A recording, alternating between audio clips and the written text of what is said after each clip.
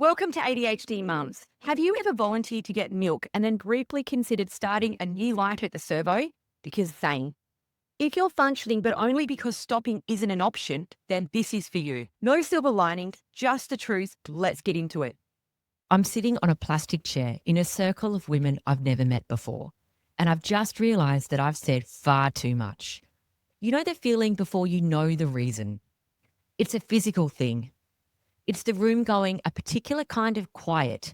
It's someone then saying, "Okay, welcome, Jane. Thanks for that. Thanks for sharing," in a voice that you use when you're closing a car door gently so it doesn't slam. 6 weeks earlier, I'd had my first baby. I'd moved into a new area for my husband's business. I didn't know a single person.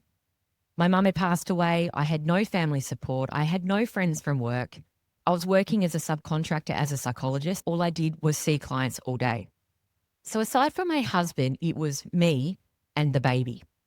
And my husband owned a gym and he was working 12 to 14-hour days. And this baby that I'd had, I really didn't know what to do with.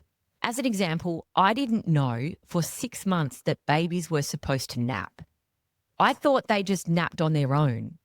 Like you put them down, they nap. Or they don't want to nap, so they don't. I didn't know you had to put them to sleep. I assume now it was so obvious that that's why no one told me. Like no one says, don't let your baby have a bath alone because it's obvious. Or no one says, don't leave your baby in a hot car, it might die. No one says that. But yet they'll give you all the information about SIDS and co-sleeping in the right way and to make sure that your baby isn't smothered by blankets. I had never held a baby before I had one. I went into motherhood with the preparation of someone who had wandered into the wrong exam room in a subject I hadn't studied for. And it felt like I was reading the questions for the first time going, oh, were we meant to know this? Now, you might think to yourself, oh, she probably worked full-time right up to the birth of her baby. That's why she wasn't prepared. No, that is not true. I actually spent 6 months only preparing for the birth of my baby. I think I'd spent 6 months preparing the right pram to pick, but not a lot of the fundamentals. So I do what you're supposed to do. I join a mother's group because I think to myself, I need one adult to have a conversation with. I need to be in a room with other people for at least an hour once a week. The morning of the first mother's group, I go to my husband's gym first. I go there with a baby just so I can be outside, speak to somebody, and I lose track of time. You know when you've just had a baby and you don't know how long everything would take? So you think, oh, I'll just leave 5 minutes extra to get the baby in the car and I'll be there on time? Or was that just me? But then actually you realize that 20 minutes is the breastfeeding, 20 minutes for a poo explosion, 5 minutes of crying, and then you realize how long it takes you to actually leave the house and go anywhere. I hadn't realized any of that yet. I didn't realize that when I was at the gym, I would then need to feed her, then she would vomit everywhere on both of us. So by the time I arrived at Mother's Group, I was around 20 minutes late. I was disheveled, sweaty. It's January on the Sunshine Coast. It's about 35 degrees, 90% humidity. I was carrying a baby in a secondhand singlet and a nappy only, because that's what survived the vomit. I looked like a complete mess myself. I think I was wearing my husband's T-shirt because the one I had vomit over it. And they had all this information that if you miss the first mother's group, you have to wait until another one starts and you can't join that group. So I really wanted to attend that week. As I walk in 20 minutes late, the last person has just finished speaking. And I've missed all of the introductions. I sit down, I'm flustered, I'm sweaty. And as I look around, I realise that a lot of the mums there have probably spent a lot of time preparing for this first mother's group. For example, a lot of the girls had bows in their hair, like baptism outfits. The women looked well made up. They'd bought plates to share. And I arrived thinking, oh, I thought this was a support place for mothers. I didn't realise we had to prepare before we arrived. But I assumed I'd missed an email or something somewhere. My baby was just crying, which she just cried all the time.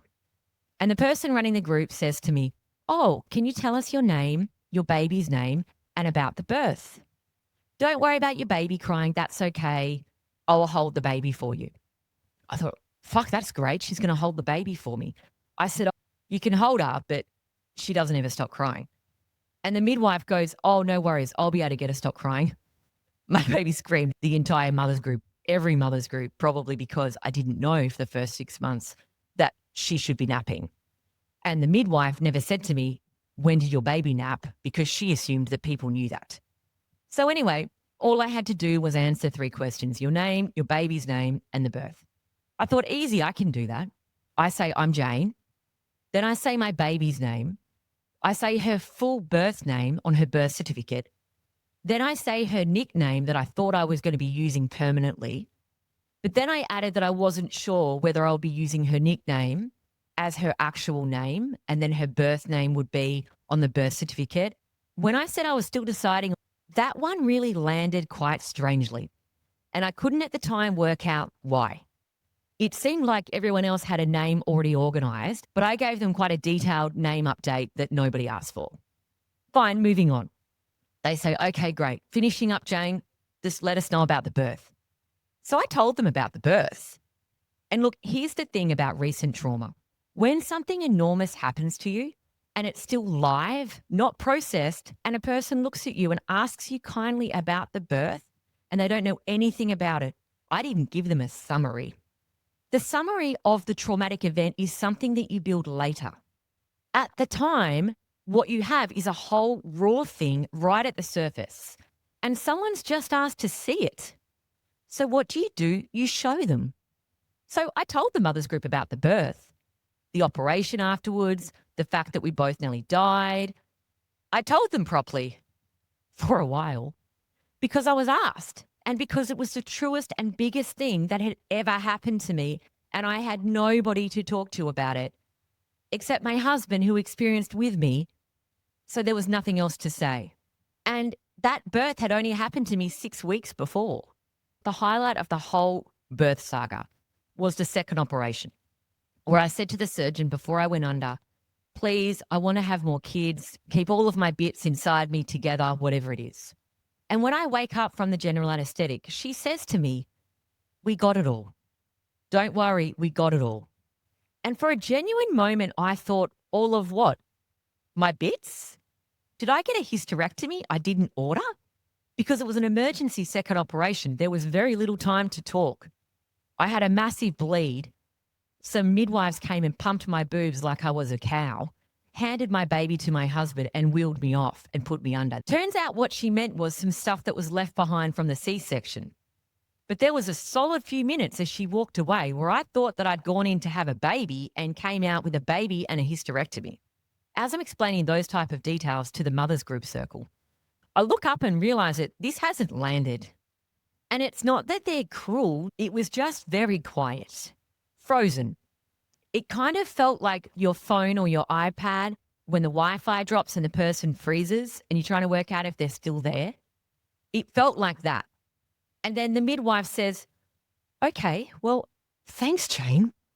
Good sharing. Yes. Yep. Let's just move on. And I realized then that I had said a lot of information that was very personal to a group of women, but missed all of the introductions first. So I was hoping that someone else had a similar story and we could talk, but I was really unsure as to whether that was the case. The midwife talked about some baby stuff, which I couldn't hear because my baby didn't stop crying. So I just stood in the corner while she cried in my ear, patting her, unsure why she was crying. It was at morning tea that I worked it out. I'm standing there at the table where lots of people have bought homemade pastries that they've made by hand to share, which seemed like something I would never be able to do because my baby didn't stop crying, vomiting and shitting everywhere. As I'm looking at the table, I realize that the only caffeine available is decaf, decaf coffee, decaf tea. And I'm looking around going, where the fuck are we? Don't we need caffeine here? And then everyone was talking about how much they miss coffee. And I was like, why don't they just drink coffee? Because I didn't realize that coffee goes through to your breast milk. I picked up that I shouldn't ask that question because I seemed to be really on a different wavelength to these people. So much so that I actually asked one of the women, is this the first week? Because I was super confused. I go up to one of the women who I thought looked kind of friendly and said, oh, hi, how are you? I missed the introductions. I didn't catch your name. She goes, oh, no worries. I can tell you my introduction now. And I thought, "Oh, okay." And she goes, hi, I'm Kate. This is my baby Tom. He was born at Nambour Hospital. We had a water birth. It went well. 3 sentences. That was all she said. And that was when I realized that was actually what the question was. Name, the baby's name, and like a 1-liner or a 2-liner on the birth, where it was a highlight, like, was it a water birth? Was it a C-section? Next person, full stop. But I had walked in, sat down, and delivered a step-by-step birth trauma story that nobody had asked for. If you're listening, I bet you have your own story like this, where you just want the whole ground to swallow you up and eat you alive. I was standing there holding this decaf coffee, nodding along to someone talking about sleep schedules and putting her baby to sleep, and I felt completely confused as to what the fuck she was talking about.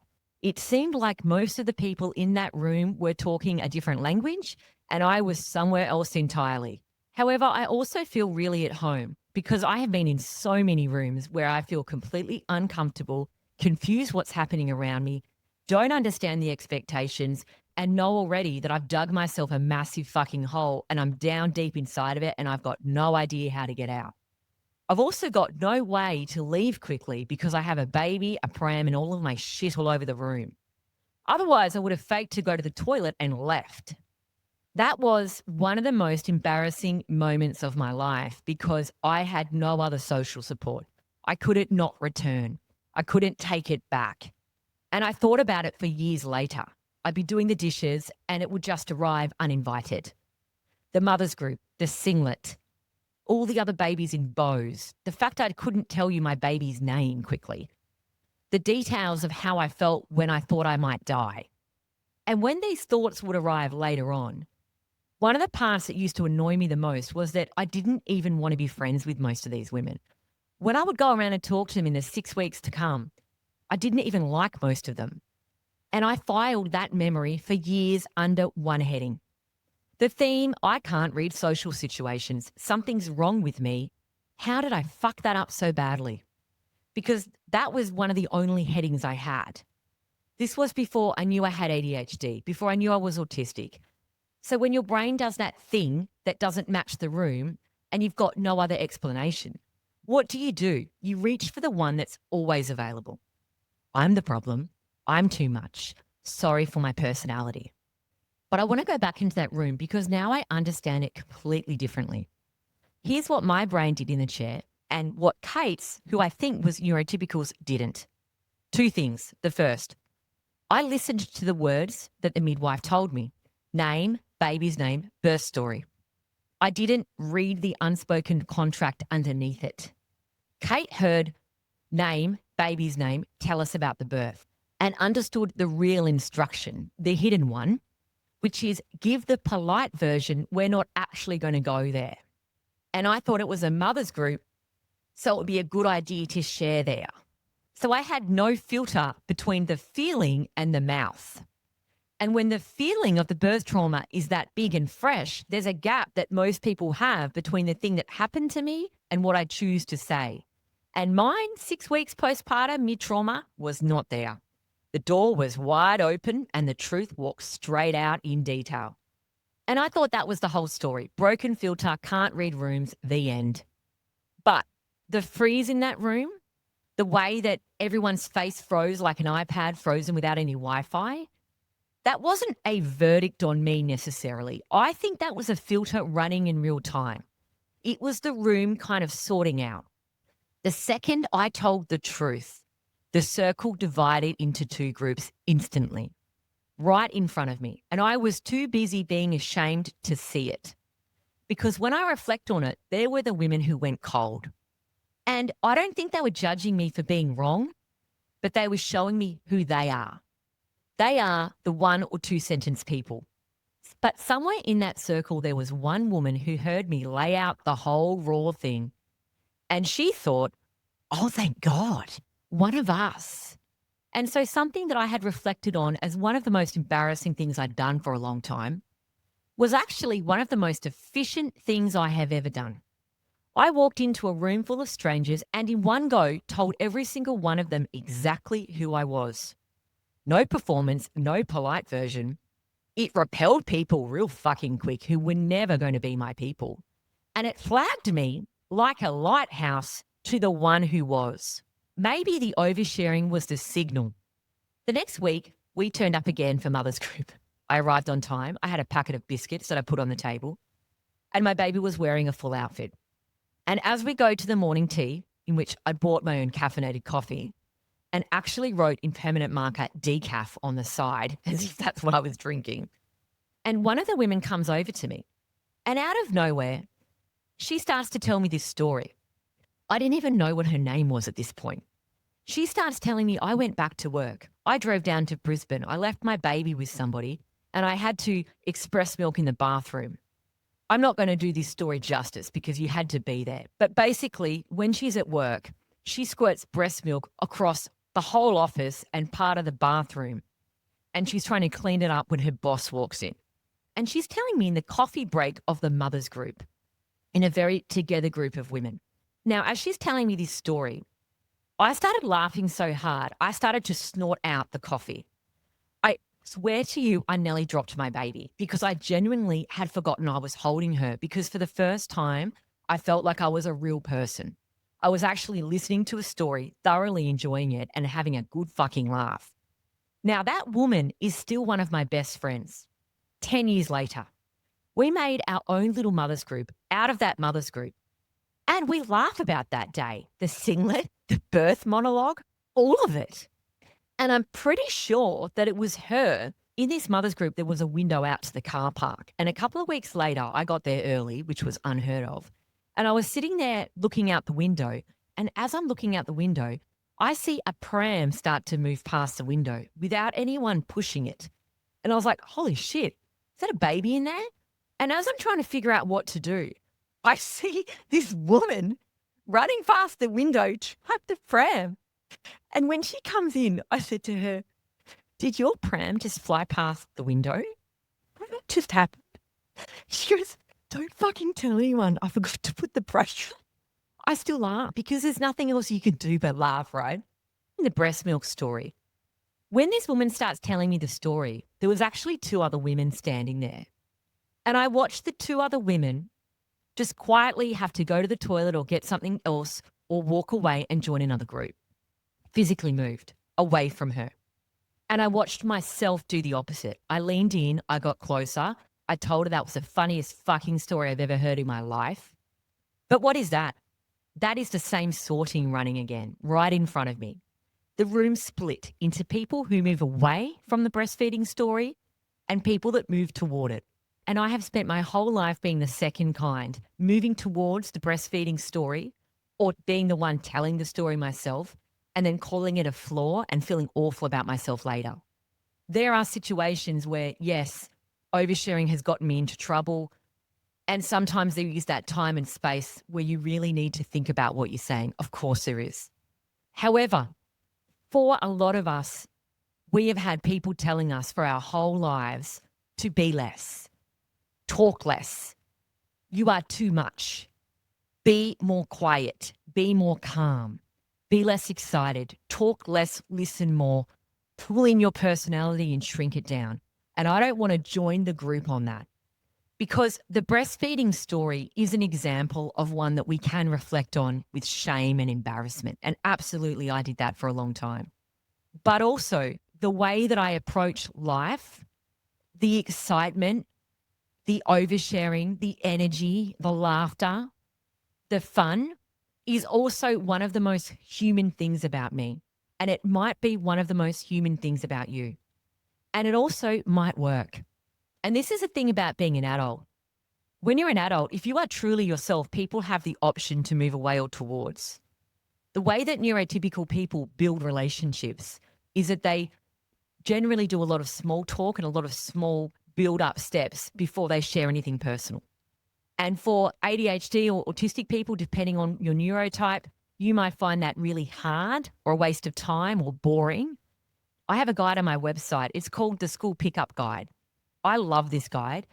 It goes through exactly how ADHD and autistic mums approach the playground pickup or social situations generally and how neurotypical people do and how to navigate that.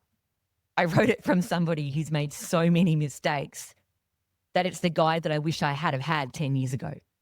But one of the things that I reflect on with that mothers group is that I told everyone who I was so clearly before I had to waste 6 months.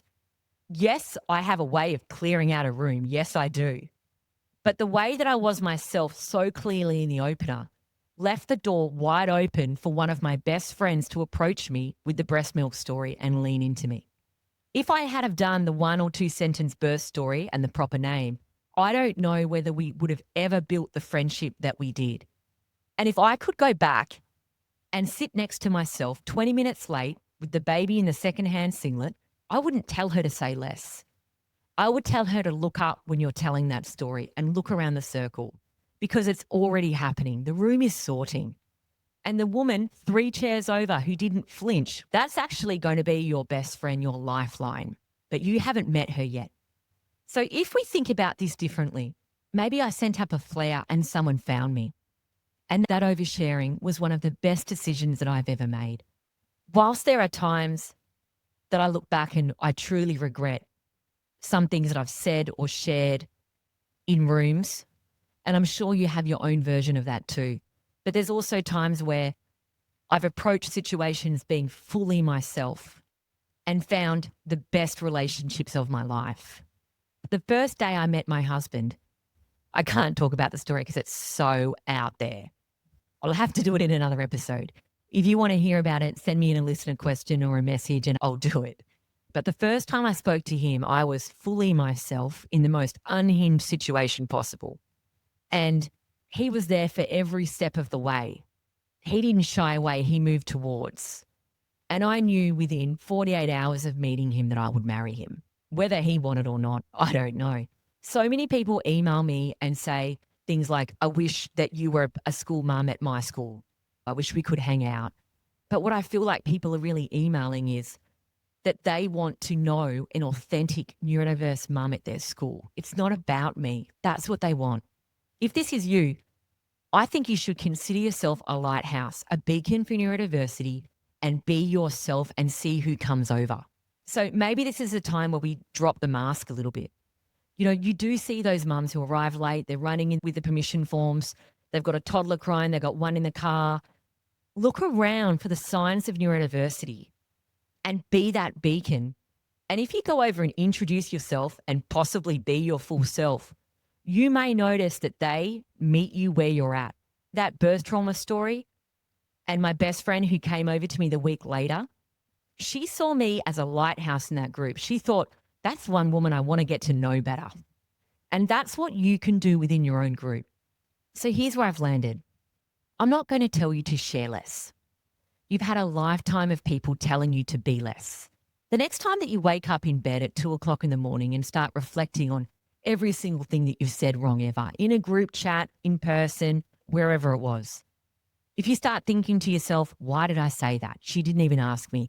I'm too much. I shouldn't have said that. What was she thinking? Stop and take a breath. Because the person on the other end of that, she could be taking the moment that you're cringing about and actually thinking to herself, oh, thank God, I really need to talk to her next time. The people that you're worried about, what they think of you, might be the ones that move closer to you. You might not know it yet or see it yet because you're too busy worrying about how it was received, feeling embarrassed or humiliated or shamed. But actually look up and see who was actually moving over, because maybe you sent out a neurodiversity flare and maybe someone else will see it, see your neurodiversity, even if they don't know what it is. They'll just think that was a fun story. She seems cool. I like the way she talks. Whatever it is, there'll be something about you that a mum will move over to. But if we hide ourselves and keep ourselves into 1 or 2 sentences, maybe we never find the right people. And when you hear someone possibly overshare, tell a funny story, whatever it is, maybe you see that, see the flare and go over and tell your own story and let them know who you are. Because that's the way that neurodiverse mums build community. And for the people out there who are saying, I wish that you were a school mum at my school, what I think you're looking for is an authentic, genuine mum connection with a neurodiverse mum. And they are out there. If you'd like to connect with somebody locally in your group or you want to share, please join the Facebook group. You don't know where these people are. If you'd like to connect with more neurodiverse mums, please check out the Facebook group. You can put a post in there and say, hey, I'm from this area. Thank you so much for listening. I hope you've enjoyed this episode. This is ADHD Mums. Let's keep killing it. See you next week.